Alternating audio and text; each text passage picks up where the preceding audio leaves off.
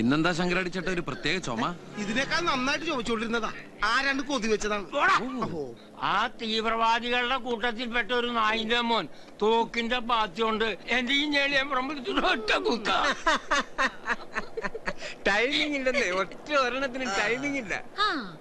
ആ ടൈമിങ്ങിനെ വെല്ലുന്ന ടൈമിംഗ് നമ്മുടെ നേതാവ് ആനന്ദകുട്ടൻ നിന്നെ കാഴ്ചവെച്ചത്. എന്തേനു അല്ല, കറക്റ്റ് ടൈമിംഗിലായിരുന്നല്ലോ മൂത്രമൊഴി. എടി ഹീറോയിനെ, ഷൂട്ടിംഗ് കഴിഞ്ഞ് വണ്ടി കേറിയപ്പോ തൊട്ട് തുടങ്ങിയതാ ഞാൻ ഒഴിച്ച ആ മൂത്രത്തിൽ നീ തളപ്പിട്ട് കയറാൻ. എന്നിട്ട് അത് കേട്ട് കൊക്കാൻ തൊള്ളില് പല്ലില്ലാത്ത കുറെ തെണ്ടുകളും. ഒരു മൂത്രമൊക്കെ ഏത് സിനിമാ നടൻ ഒഴിക്കും, പക്ഷെ ഇത് പരിസരം മാറിപ്പോയി. ഉസ്മാനെ ഒന്ന് ബലത്തി ചവിട്ടിക്കോ, കുറെ എണ്ണത്തിനോട് ചവിട്ടി ഇറക്കട്ടെ. അങ്ങനെ ഒന്നും കളിയാക്കണ്ട കുട്ടാ, ഞങ്ങൾക്കും വരും ഒരു കാലം. ആ വന്ന കാല ഗോവാല ഇത്, പക്ഷെ കഷ്ടകാലായി പോയിന്ന് മാത്രം. നായകന്മാർക്ക് വെടിവെച്ച് നിറങ്ങാനായിട്ട് ഔട്ട് ഓഫ് ഫോക്കസിലെ കുറച്ച് ജീവിതങ്ങൾ നിന്റെ 125 ഉണ്ട്. നീ പോയി കോട്ടറടിച്ചോ. കോട്ടടിക്കാൻ ഇനിയും എനിക്കും ആരാണത് ഈ വണ്ടിയിലുണ്ടായിരുന്ന? എന്റെ പേര് ശാരദ. ഓ, ഉർവശി ശാരദ. ഞാൻ നോക്കിയപ്പോഴാണ്ടേ. എടാ കുട്ട, ഇന്നെങ്കിലും 150 തയ്ച്ചതാടാ. ഓ, ഒന്നുമില്ലേലും ഞങ്ങൾ ഇന്ന് കരഞ്ഞത് ഹിന്ദിയിലൊക്കെ അല്ലേടാ. ബച്ചാവോ ബച്ചാവോന്ന്. എന്തേനു ഇത്രയും കാലം അവനവന്റെ കുടുംബത്തിൽ കുത്തിയിരുന്ന് സ്വന്തം മക്കളുടെ മുമ്പിൽ വല്ലതും തരണേ എന്ന് നല്ല പച്ചമലയാളത്തിൽ കരഞ്ഞിട്ട് ഏതെങ്കിലും ഒരു മോൻ 10ന്റെ ചിലികാശ് തന്നിട്ടില്ലല്ലോ. ആ നിലയ്ക്ക് 125 ധാരാള, ബാക്കിയുള്ള 25 എന്റെ അവകാശ. കമ്മീഷൻ. അതെ, ഇതുകൊണ്ട് വല്ല ബൂസ്റ്റ് ഒക്കെ വെച്ച് കഴിക്ക്. ചാള വറുത്തതുപോലെ വരുന്നത് എനിക്ക് കൊണ്ട് ക്യാമറയുടെ മുമ്പിൽ നിർത്തുന്നാവുക. 10 രൂപ കുറവുണ്ട് ചേച്ചി, ബാക്കി നാളെ തരണേ. നാളെ ഇവര് വിളിക്കണ്ടാ. അപ്പൊ ബാക്കിയുള്ളവർക്ക് 125 വെച്ച് നീ അങ്ങോട്ട് കൊടുത്താ മതി. ഇനിയും ഞാനിവിടെ നിന്ന് ഡയലോഗ് പറഞ്ഞ കരഞ്ഞു പോകും. ഉസ്മാനെ രക്ഷപ്പെട്ടോ. ദിവ്യ മോള് പിടി. മോക്കുള്ളത് സുന്ദരൻ. അല്ല, ഇതെന്താ 125? എന്റെ എക്സ്ട്രാ 100 എവിടെ? എക്സ്ട്രാ 100? നീ എന്റെ ഡബിൾ റോൾ അഭിനയിച്ച? അതെ ആനന്ദകുട്ടേട്ടാ, ഇങ്ങോട്ട് നമ്പർ ഇടല്ലേ. 3-4 കൊല്ലം മുമ്പ് ഇയാള് ചായപ്പൊടി കച്ചവടത്തിന് ഇറങ്ങിയപ്പോ അവിടുത്തെ ഓഫീസ് സ്റ്റാഫായി കയറി വന്നോളാം ഞാൻ. എന്തായിരുന്നു ഐശ്വര്യം. 3ന്റെ അന്ന് പൂട്ടിയില്ലേ? അത് പൊട്ടിപ്പൊളിഞ്ഞ് പിന്നെ ഷർട്ട് വെച്ചോളം തുടങ്ങിയപ്പോഴും സെയിൽസ് ഗേൾ ആയിട്ട് നീ എന്റെ കൂടെ ഉണ്ടായിരുന്നു. അതും 3-ാം ദിവസം പൊട്ടിപ്പൊളിഞ്ഞ് ഇപ്പതാ ജൂനിയർ ആർട്ടിസ്റ്റായി മലയാള സിനിമയെ പരിപോഷിപ്പിക്കാൻ ഇറങ്ങി തിരിച്ചപ്പോഴും ഇവള് നിന്റെ കൂടെ ഉണ്ടെന്നല്ലേ നിന്റെ അടുത്ത ഡയലോഗ്. എന്തേനു? എന്റെ ഡയലോഗ് താൻ പറഞ്ഞ തന്റെ ഡയലോഗ് പറയാൻ പിന്നെ താനുണ്ടാവില്ല കേട്ടാ. കഴിഞ്ഞ മാസം കോയിനട്ടിന്റെ കടം വീട്ടാനും വേണ്ടി 3000 രൂപ എന്റെ അടുത്ത് എണ്ണ മേടിച്ചപ്പോ എന്താ പറഞ്ഞത്? വർക്കുള്ള സമയത്ത് ഡെയിലി 100 വെച്ച് തിരിച്ചു പിടിച്ചോളാനല്ലേ? അത് ഞാൻ കടം വാങ്ങി തന്ന കാശാ. അങ്ങനെ ഒരു കാശോ? എനിക്കൊന്നും ഓർമ്മ വരുന്നില്ല ഈശ്വര. നീ കിടന്ന് ഉരുളൊന്നും വേണ്ട. ഇക്കാര്യമേ എനിക്ക് നല്ല ഓർമ്മയുണ്ട്. എങ്ങനെ? എനിക്ക് ഓർമ്മയില്ലാത്ത കാര്യം തനിക്ക് ഓർമ്മയുണ്ടെന്നാ? എന്തേനു? കുമ്പേനു.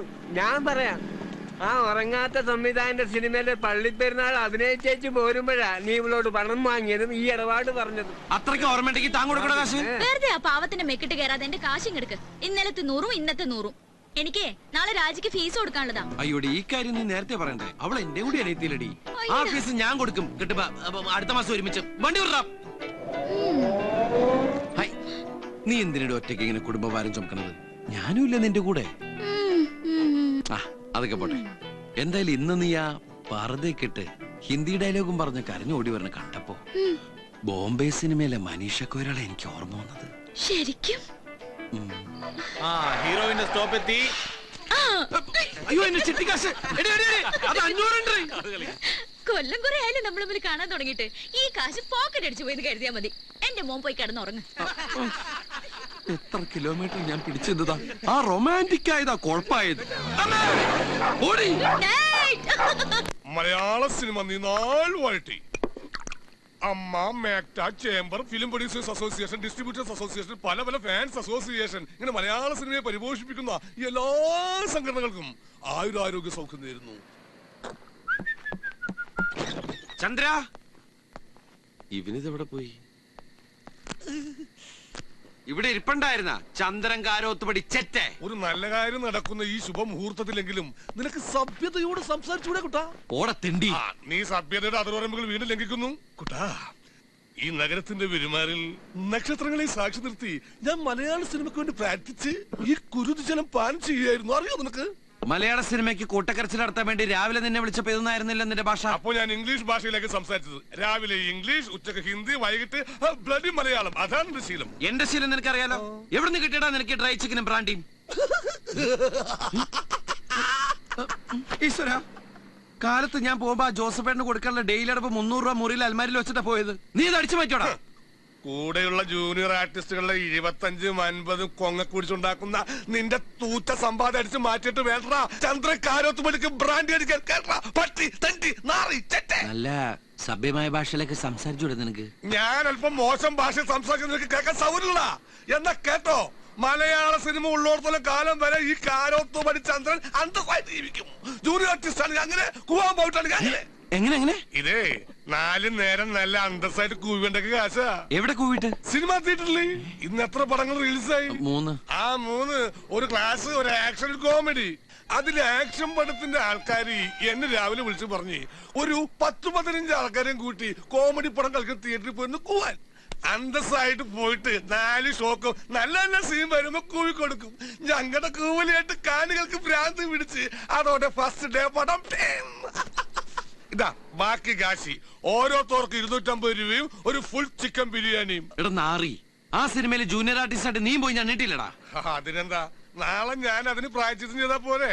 കോമഡി പടത്തിന്റെ ആൾക്കാരായിട്ട് ഡിസ്കഷൻ ചെയ്തിട്ടുണ്ട്. തലക്ക് 300 തരാന്ന് പറഞ്ഞിട്ടുണ്ട്. നാളെ ന്യൂൺ ഷോ മുതൽ ആക്ഷൻ പടം കളിക്കുന്ന തിയേറ്ററിൽ പോയി വൃത്തിയായിട്ട് പ്രായച്ചിത്തത്തിന് പ്രായച്ചിത്തം, കാശിന് Kashi. How are you my brain? Best തല, മാംഗ്ലൂർ മെയിലിന് വെക്കാൻ പറ്റിയ തല ആണല്ലോ. അങ്ങനെയാണ് കുട്ട. ഇനി നമുക്ക് കുറച്ചു കാലം ഈ വഴിക്കാർ പിടിച്ചു നോക്കിയാലോ? കണ്ട പ്രൊഡക്ഷൻ മാനേജർമാരെ തെറിയേക്കണ്ട, വെയിലും കൊള്ളണ്ട, AC തിയേറ്ററിലിരുന്ന് നല്ല നല്ല സീൻ വരുമ്പോ അങ്ങോട്ട് കൂവി കൊടുത്താൽ മതി. പിന്നെ തൊണ്ടക്കൽപ്പം കിച്ചൊക്കെ ഉണ്ടാവും. അത് പിന്നെ ഏത് പണിയായാലും അതിന്റേതായ ബുദ്ധിമുട്ടൊക്കെ ഉണ്ടാവില്ലേ? ഫീൽഡ് ഏതാണെന്ന് ചോദിച്ചാ സിനിമ ഫീൽഡാന്ന് പറയും ചെയ്യാം. എന്താ നിന്റെ അഭിപ്രായം? എന്തായാലും ഇത്രത്തോളം നീ പ്ലാൻ ചെയ്ത് നിലയ്ക്ക് ഇനി ഞാൻ നിന്നോട് ഡയലോഗ് പറഞ്ഞ കരഞ്ഞു പോകും. അതുകൊണ്ട് ഇനി ഒരു മുറിയിൽ ഒരുമിച്ചുള്ള പൊറുതി നമുക്ക് ഇന്നത്തോടെ അങ്ങോട്ട് അവസാനിപ്പിക്കാം. നീ ഇവിടുന്ന് പോയാ ഞാൻ പട്ടിണി ചത്തു. ഞാനല്ല പോകുന്ന, നീ പോവും. ഞാൻ പോയാലും ഞാൻ പട്ടിണി ചത്തു പോവും. നിന്റെ ഷർട്ട് കീറും, നിന്റെ ഷർട്ട് കീറും. അങ്ങനെ ചന്ദ്രേട്ടന്റെ കുട്ടൻ നല്ല കുട്ടനാകും. ഒന്നുമില്ലെങ്കിൽ ജൂനിയർ ആർട്ടിസ്റ്റ് കളരിയിൽ കുട്ടന്റെ ഗുരുവല്ലേ ചന്ദ്രേട്ടൻ. കുട്ടന്റെ മനസ്സൊന്നുണ്ടെങ്കിൽ ഈ ചന്ദ്രഗുരു ഇനി മലയാള സിനിമയെ നുള്ളി നോക്കില്ല. JC ഡാനിയലാണ് സത്യം. നമുക്ക് നമ്മുടെ പഴയ ജൂനിയർ ആർട്ടിസ്റ്റ് പണി തുടരാം. നാളെ എവിടെ ലൊക്കേഷൻ? എന്താ സീ? സർക്കാർ ആശുപത്രി, മദ്യ ദുരന്തം. മാസ്റ്റർ ഡെലിവറി എല്ലാം പോയേ, എല്ലാം പോയേ, എല്ലാം പോയേ.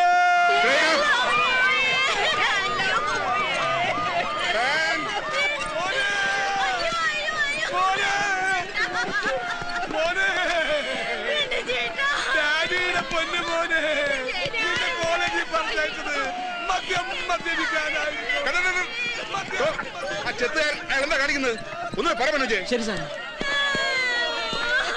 എടോ ശവമേ, ഈ ശവല്ല തന്റെ മോൻ, ആ ശവമാണ് തന്റെ മോൻ. അച്ഛന്റെ പ്രായമുള്ള ഈ ശവത്തെ കയറണോ താൻ മോനെന്ന് വിളിച്ച് കയറണത്? ഉള്ളതിലും നല്ല ശവത്തിനൊക്കെ സെലക്ട് ചെയ്തെടുത്താ. സെലക്ട് ചെയ്ത് നീ ആരടാ? അവര് പറഞ്ഞോട് കേട്ടപ്പോരെ. സാറേ, ഇവന് ഉച്ചക്കുള്ള ചോറ് കൊടുക്കണ്ട. സിനിമന്റെ ചോറ ആദ്യം താൻ മിണ്ടാതെ കിടക്കണോ? താൻ വെള്ളടിച്ച് തട്ടിപ്പോയി ശവാണ്. ലോ ഷാജി, അയാളുടെ വായിലോർച്ച് കൂടുതൽ പതവെച്ച് കൊടുത്തേ. എന്താടോ പദദുരന്തം? പഴയ പൊസിഷൻ, പഴയ പൊസിഷൻ, പഴയ പൊസിഷൻ.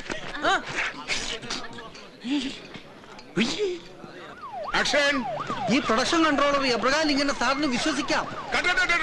നശിപ്പിച്ചു. ഫ്രെയിമിൽ കറിയുന്നതാണോ തന്റെ ഫോൺ വിളി?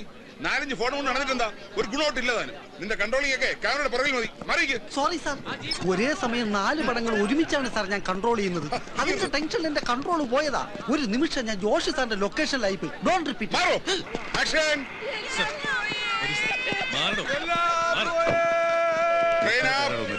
വരൂ. ലീഡർ മാറി വേറെ പാർട്ടി ഉണ്ടാക്കാൻ പോയല്ലോടാ മോനെ. ഹലോ, അതെ ആനന്ദക്കുട്ടനാ. നാളെ സെക്രട്ടറിന്റെ പടിക്കല് 50 പേര് നിരാഹാരം കിടക്കാൻ വേണമെന്നാ. അതെ സാറേ, ഞാനിപ്പോ മരിച്ചു കിടക്ക. ഞെട്ടല്ലേ ഷോട്ടില്ല. ഞാൻ ഈ മരണത്തിൽ നിന്ന് ജനിച്ചതിന് ശേഷം വിളിക്കാം.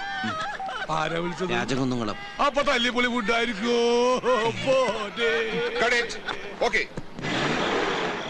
അവിടെ നിർത്ത്. ഇക്കൂട്ടത്തിൽ ആർക്കെങ്കിലും പേടിയുണ്ട് ഉസ്മാനെ? വണ്ടി ഓഫ് ആക്കണ്ട, സ്റ്റാർട്ട് ചെയ്തിട്ടോ. അല്ലെങ്കിൽ തന്നെ ഇവിടെ ആർക്കാ പേടി? അഥവാ നിങ്ങൾക്ക് ആർക്കെങ്കിലും പേടി ഉണ്ടെങ്കിൽ എന്റെ ചുറ്റിനും അങ്ങനെ നിന്നോ. ഉസ്മാനെ, വണ്ടി സ്റ്റാർട്ടാക്കി നിർത്തിക്കോട്ടെ. ചന്ദ്ര, അപ്പൊ തുടങ്ങാം. തുടങ്ങിക്കോ. ഇന്ന് ഫ്ലാഷ് ബാക്ക് എവിടെ മുതലാ? മുറ്റത്ത് പിച്ച വെച്ച് കിടക്കുന്ന കുട്ടിക്കാലം മുതലോ അതോ ആശുപത്രിയിൽ അച്ഛന്റെ ഡെഡ് ബോഡി വാങ്ങാൻ കാശില്ലാതെ കരഞ്ഞുകൊണ്ട് നിൽക്കുന്ന 14 വയസ്സ് മുതലോ? എവിടെ തുടങ്ങിയാലും ക്ലൈമാക്സിന് മാറ്റം ഉണ്ടാവും. അതെന്താടാ? അയാള് പിടിച്ചാട്ടും. നിന്നല്ല അവന്. ഇതുപോലെ ശബ്ദ ഗാംഭീര്യത്തിൽ പറയണം. നിന്റെ ശബ്ദത്തിന് പവറില്ല.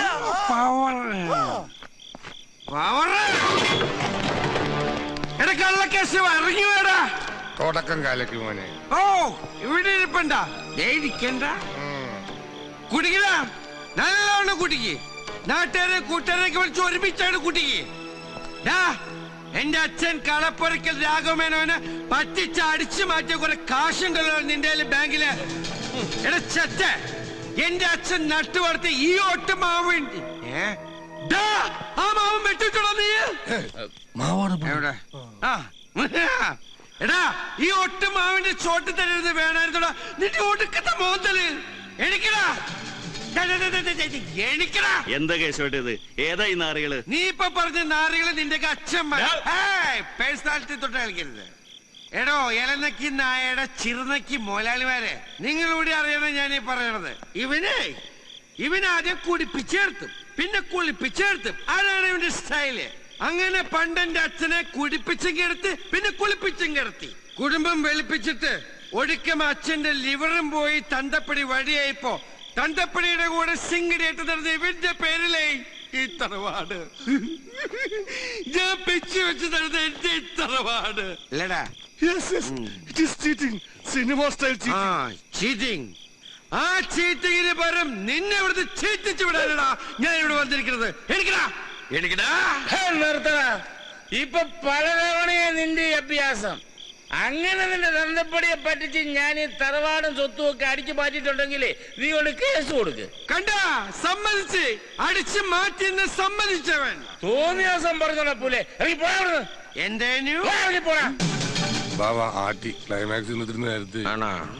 അങ്ങനെയാണെങ്കിൽ ഞാൻ ഇപ്പൊ പോവും. പക്ഷേ ഞാൻ ഇനിയും വരും. നിന്റെ കട്ടപ്പൊക്കെ കാണുന്നവരെ ഞാൻ ഇനിയും വരും. നിന്റെ ചതിയിൽ പെട്ട് കണ്ണീര് കൈയുമായിട്ട് ഇവിടെ കലഞ്ഞു തെരിഞ്ഞ് നടക്കണ എന്റെ അച്ഛന്റെ ആത്മാവിന് ശാന്തി കിട്ടാൻ ഞാൻ ഇനിയും വരും. എന്റെ അച്ഛന്റെ ആത്മാവാണ് സത്യം. Good night. മനീഷക്ക് ഒരാളെ ഞങ്ങൾ എത്തി. മോളെ ഞാൻ കേട്ടു സൈറൻ. എടാ കുട്ടാ ഒന്ന് കേറിട്ട് പോടാ. ചായ കുടിക്കാനായിരിക്കും. കടിക്കാൻ വല്ലതും കാണുമോ? പട്ടിയുണ്ട്. എങ്ങനെയുണ്ട് കലാകാരനച്ചാ കിടന്നുള്ള അഭിനയൊക്കെ? ഒരു അവാർഡിന്റെ കുറവുണ്ടല്ലേ? കുഴപ്പമില്ല, നമുക്ക് പേ അവാർഡിലേക്ക് മാറാം. പക്ഷെ ക്യാഷ് അവാർഡ് കുറച്ച് ഇറക്കേണ്ടി വരും. നിന്റെ ഈ ഹ്യൂമർ ടച്ചുള്ള ഡയലോഗ് കേൾക്കാൻ വേണ്ടിട്ടാ ഒന്ന് കേറിട്ട് പോവാൻ പറഞ്ഞേ. അച്ഛനൊന്ന് പിടിച്ചു നടക്കാനുള്ള ആവത് ഉണ്ടായിരുന്നെങ്കിൽ വല്ല ആശുപത്രി സീനിലെങ്കിലും കൊണ്ട് കിടത്തായിരുന്നു. 5-6 തവണ നാടക നടനുള്ള സംസ്ഥാന അവാർഡ് വാങ്ങിയ ഒരു പഴയ ഹീറോ നമ്മുടെ കൂടെ ഉണ്ടാവാന്ന് പറഞ്ഞാൽ നമുക്കൊരു വെയിറ്റ് അല്ലേ? ആ നടന്റെ ചോരയിലുണ്ടായ മോള് ദിവസക്കൂലിക്ക് അഭിനയിക്കാൻ പോണതിന്റെ ക്രെഡിറ്റ് ആർക്കായിരിക്കും കൂട്ടാ? അത് അച്ഛനെ തന്നെ. അച്ഛനല്ല, ഈശ്വരനാ. ഇല്ലെങ്കിൽ നല്ല നേരത്ത് നാടക വണ്ടി കൂട്ടിമുട്ടി അമ്മയ്ക്ക് അങ്ങോട്ട് പോകേണ്ടി വരില്ലായിരുന്നു. അച്ഛൻ ഇങ്ങനെ കിടക്കേണ്ടിയും വരില്ലായിരുന്നു. അമ്മ ആഗ്രഹിച്ച പോലെ ഒരു വീട് അതൊന്ന് മുഴുമിപ്പിച്ച് കാണാനുള്ള യോഗം കൂടി കൊടുത്തില്ല പാവത്തിന് ഈശ്വരൻ. ഓ തുടങ്ങി ഞാൻ സെന്റിമെന്റ്സ് പറയാൻ. ഉള്ള നേരത്ത് വല്ല തമാശയും പറഞ്ഞിരുന്ന ആയുസെങ്കിലും നീട്ടി കിട്ടും. അതെ ഇപ്പൊ തന്നെ എല്ലാം കൂടി ഒറ്റയടിക്ക് വിഴുങ്ങണ്ട. നേരത്തിന് വിളമ്പി തരാൻ ആളില്ലാത്തോണ്ട് പറഞ്ഞതാ. അപ്പൊ ശരി അച്ഛാ. പട്ടിപിടുത്തക്കാരുടെ കഥ വരെയാണ് നിന്നെ വിളിക്കാട്ടാ. നിനക്ക് 150 രൂപ 100 രൂപ വെച്ച് കമ്മീഷൻ അടിക്കണ നിന്റെ വാങ്ങിക്കുന്നുണ്ടല്ലോ. ഇതെന്താ മധുവരന്മാര് രാവിലെ തന്നെ ഈ വഴിക്ക്? സരസ് ഒന്ന് പച്ച പിടിച്ച് കണ്ട്. ആ പച്ച സാരി പച്ച ബ്ലൗസ്. ഒന്ന് പോ ചന്ദ്രേട്ടാ. ദേ നാളെ മുതൽ ജോസേട്ടൻ നിർമ്മിക്കുന്ന സീരിയലിന്റെ ഷൂട്ടിംഗ് തുടങ്ങുവാ. ഞങ്ങള് ലൊക്കേഷൻ ഒക്കെ നോക്കാൻ ഇറങ്ങിയതാ. എടാ ജോസ് നീ നിർമ്മാതാവുമായോ? ഹീറോയിൻ സരസ് തന്നെ ആയിരിക്കും അല്ലേ? അതെ. ഏതായാലും നന്നായി. മെഗാ സീരിയൽ ആകുമ്പോ ഷൂട്ടിംഗ് കുടുംബജീവിതോട് ഒന്നിച്ചോട്ടല്ല. ഭർത്താവ് പ്രൊഡ്യൂസർ ആയതുകൊണ്ട് ഓക്കെ. ഇല്ലെങ്കിൽ ഒന്ന് പ്രസവിക്കാൻ വരെ മിനിമം 10 കൊല്ലെങ്കിലും കാത്തിരിക്കേണ്ടി വരും. അതല്ലേ ഞാൻ സീരിയൽ അഭിനയിക്കാത്തത്. ഓ പെണ്ണിന്റെ പറച്ചില് കേട്ടാ കെട്ട് കഴിഞ്ഞിട്ട് അതിനുവേണ്ടി മുട്ടി നിക്കുവാന്ന് തോന്നുന്നു. കുറച്ചു കാലം കൂലിക്ക് കരയാൻ ഇതേ വണ്ടിയിൽ വന്ന ആളാണ് സരസു. എന്തായാലും നമ്മുടെ ടീമിനൊരു പേര് തന്നെയാ സരസു ഹീറോയിനായത്. അധികം വൈകാതെ ഞാൻ അവർക്ക് ഒരു ഹീറോയിനെ കൊയ്റോളെ സീരിയലിലേക്കല്ല സിനിമയിലേക്ക്. നീ ആദ്യം ഇവിടെ നിന്റെ ഹീറോയിൻ ആക്കാൻ നോക്ക്. കൊല്ലം കുറെ ആയാലും രണ്ടും കൂടി ചക്കീം ചങ്കരനുമായിട്ട് നടക്കാൻ തുടങ്ങിയിട്ട്. ഇതാണ് ഈ സീരിയലിന്റെ ഒരു കുഴപ്പം. 1-2 പറഞ്ഞ കല്യാണമായി കരച്ചിലായി. ഇനി ഞാൻ ഇവിടെ നിന്ന് ഡയലോഗ് പറഞ്ഞ് കരഞ്ഞു. അതുകൊണ്ട് ഞങ്ങൾ ഞങ്ങളുടെ കൂട്ടക്കരച്ചിലിന് പോട്ടെ. എല്ലാരും ഇങ്ങോട്ട് പൊന്നോളി. അയ്യോ ഞാൻ മറന്നുപോയി. ഞാൻ പണ്ടത്തോർമയിൽ കേറാൻ പോയതാ. അപ്പൊ ഞാൻ പോട്ടെ പോട്ടെ നിമ്മി. എല്ലാവർക്കും സർജനെ പോലെ പച്ച പിടിക്കണ്ടേ? വണ്ടി ഇവിടെന്താ വേറെ ഷൂട്ടിങ്? ഇത് ചിലപ്പോ ജോഷി സാറിന്റെ പടമൊക്കെയുള്ളൂ. ആൻഡ്രോ ജോസഫ് പ്രൊഡക്ഷൻസ് ഗുരു. ഇതെന്താ റോസ്മാനെ വണ്ടി ഇങ്ങോട്ട് തിരിയണത്? ഇത് കോളേജല്ലേ? അതെ, തേവര കോളേജ്. ഇവിടെയാ ലൊക്കേഷൻ. നിന്നോട് ആര് പറഞ്ഞു? Production manager. എന്നിട്ട് അതെന്താ നീ എന്നോട് പറയുന്നേ? അതിനെന്നോട് ചോദിച്ചാ. സീമാറിന്ന തോന്നണേ. തള്ളമാർക്കും തന്നമാർക്കൊക്കെ ഇന്നത്തെ കൂലി കെട്ടവണ ലക്ഷണമുണ്ട്. എന്തായാലും നമ്മുടെ കൂട്ടത്തിലുള്ള കോളേജ് കുമാരന്മാരും കുമാരിമാരൊക്കെയാണെന്നാണ് ഇറങ്ങിയ. ഒരു ചായ നീ എന്താ ഇറങ്ങാത്തെ? ഞാനില്ല, ഇത് രാജു പഠിക്കുന്ന കോളേജാ. ഇവിടെ വായി നോക്കി നിൽക്കാനാണോടാ ഈ പേടകത്തിൽ കയറി ഇങ്ങോട്ട് കെട്ടിയെടുത്തത്? കാലത്തെ തന്നെ ഈ എബ്രഹാം ലിങ്കനെ മൂഡ് ഔട്ടാക്കാതെ ഫ്രെയിമിൽ കയറി വായി നോക്കടാ. അതല്ല ലിംഗ സാറേ, സാർ ഇന്നലെ പറഞ്ഞത് ആശുപത്രിയിലെ വിഷമത്തെ ദുരിതത്തിന്റെ കണ്ടിന്യൂറ്റി ആണെന്നല്ലേ? എന്നാ ആ കണ്ടിന്യൂറ്റി മാറി കോളേജിൽ വില്ലന്റെ ഇൻട്രഡക്ഷൻ ആക്കി. എന്താ നിന്നെ പോലെ കൂലിക്ക് ഞണ്ണാൻ വരുന്ന ഊച്ചാളികളോട് ഇതൊക്കെ നേരത്തെ ചാർട്ട് ചെയ്ത് ബോധിപ്പിച്ചാലേ നീയൊക്കെ പണിയെടുക്കൂ. പോടെ ഞാഞ്ഞോള് കവള. എന്ത് എടാ, ആളെ ഒരുമാതിരി ആക്കി സംസാരിച്ചാലുണ്ടല്ലോ കെട്ടുകെട്ടിക്കും ഞാൻ. ഈ പ്രൊഡക്ഷൻ കൺട്രോളർ എബ്രഹാം ലിംഗം വിചാരിച്ചാൽ ജൂനിയർ ആർട്ടിസ്റ്റുകൾ 10,000 വേറെ വരും. ഹായ് നിമ്മി. ഹായ് ദിവ്യ. ഹായ് കുരുത്തം കെട്ട തള്ളേ, നിങ്ങളോട് ഞാൻ ഹായ് പറഞ്ഞോ? എന്താടോ ഇത്? ഇവിടെയാണ് ഷൂട്ടിംഗ് നടക്കണേ. അവിടെയല്ലേ? വേഗം ഒന്ന് ബാക്ക്ഗ്രൗണ്ടിൽ നിന്ന് വാട വാട വാട. അങ്ങോട്ടല്ല ഇങ്ങോട്ട്. വാട വാട വാട വാട വാട വാട വാട. രമേശ, ഈ കുട്ടി കൊള്ളാം. ഇവിടെ ഹീറോയിന്റെ കൂടെ നിർത്തി.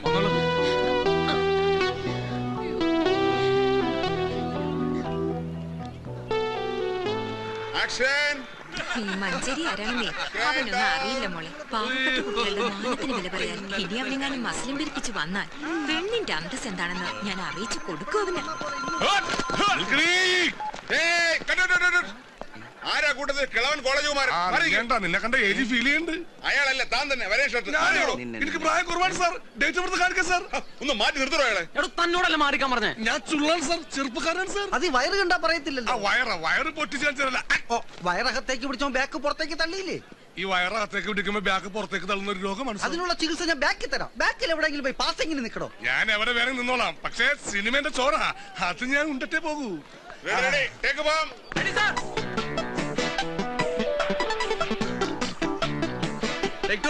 ഞാനിവിടെ വെയിറ്റ് ചെയ്തത്.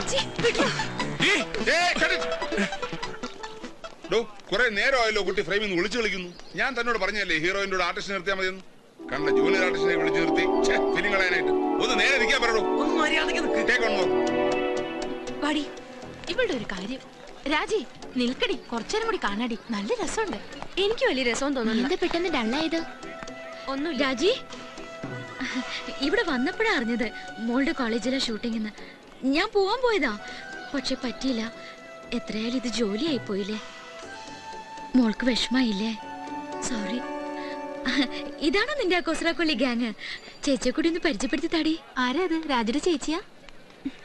അത് ചേച്ചിയാ, വകയിലൊരു ചേച്ചി.